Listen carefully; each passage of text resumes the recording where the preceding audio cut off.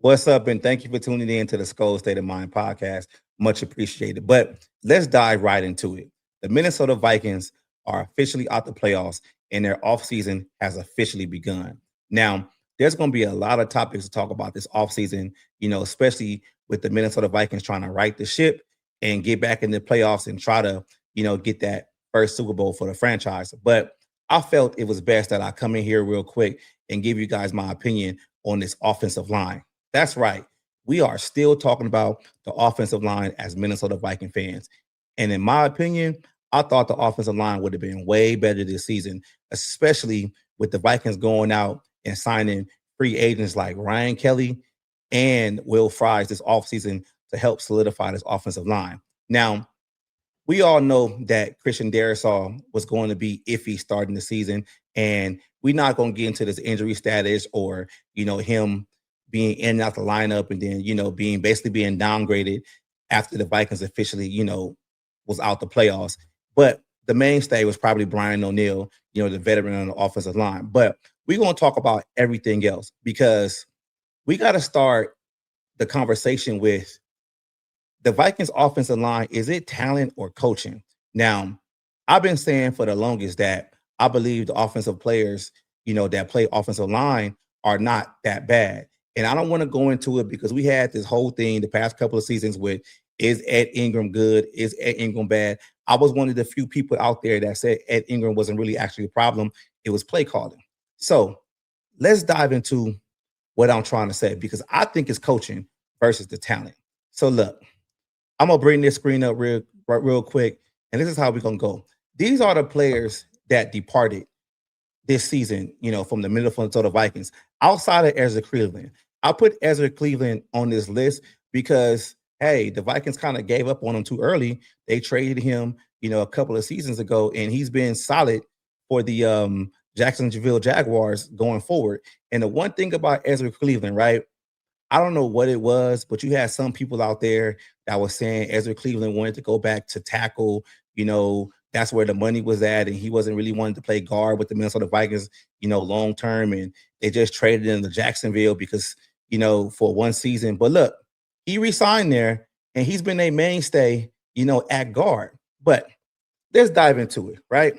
So you got a guy right here, Vadarian Lowe, that was drafted by the Minnesota Vikings in 2022.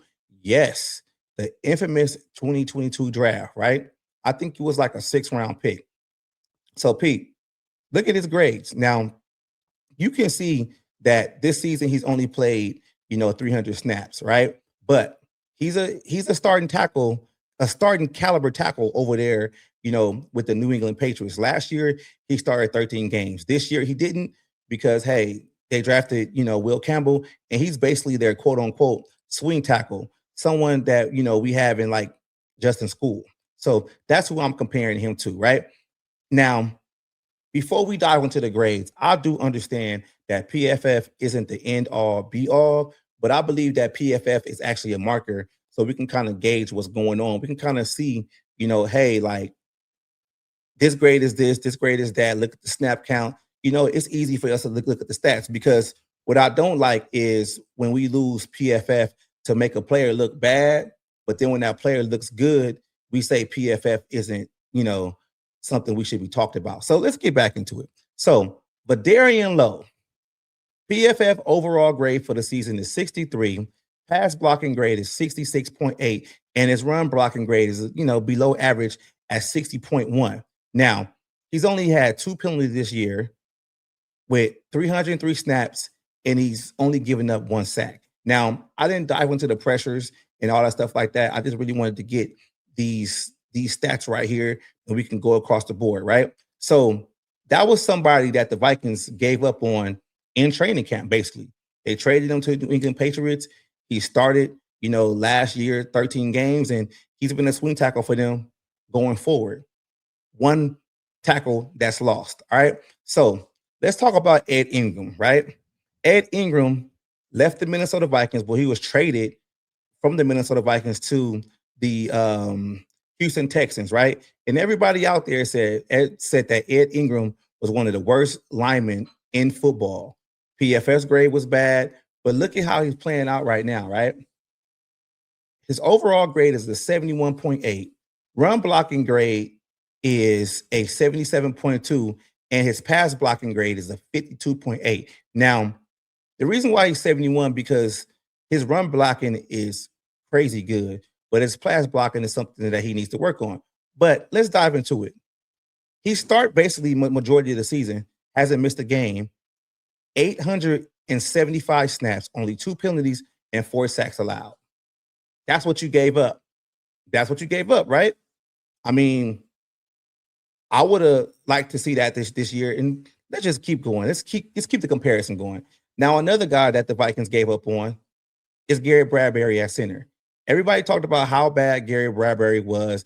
He was always getting forklifted, and he was just getting moved around. He was horrible. That was the talk, right? That was the talk. Well, let's look at his grade. Overall rating of 60.6, a pass blocking rating of 64.6, and a run block rating of 56.1. Now look at the snaps though. 1,025 snaps, right? Now, no penalties and no sacks allowed.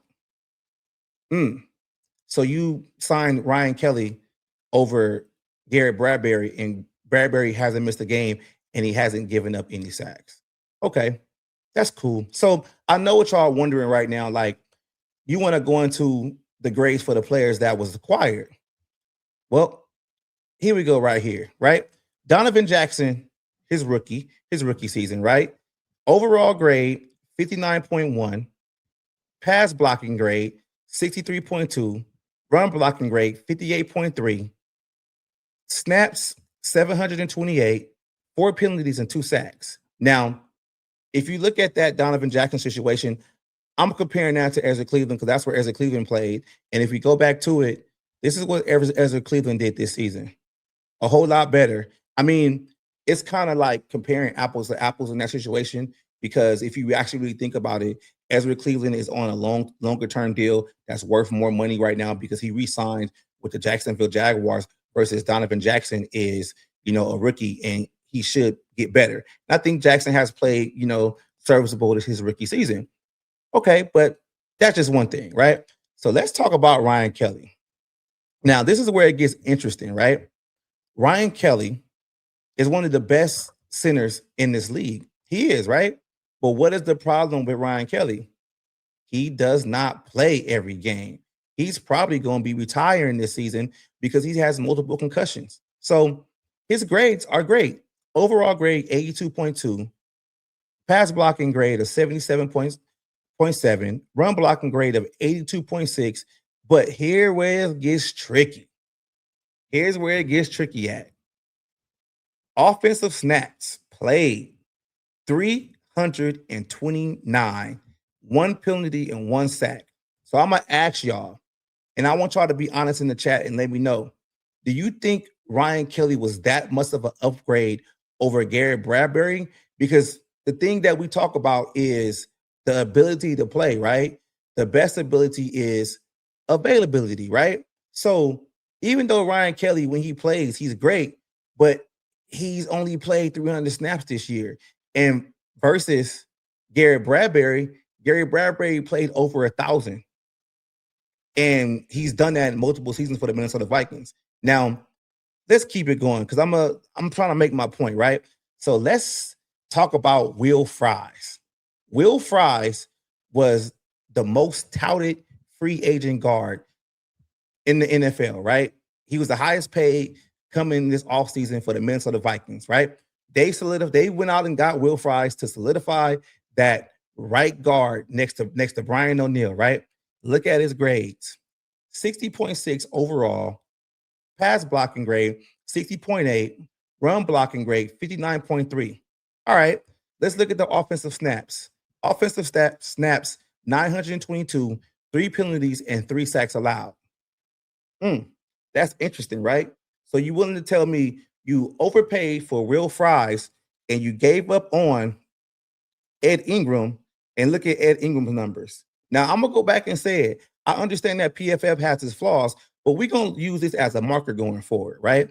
So 77.8 overall grade for Ed Ingram this season versus Will Fries, who you overpaid for, and he's only, had a grade of 60.2. Let's make that make sense. And this is what I've always said. It's not like just the players, right? It's the play calling.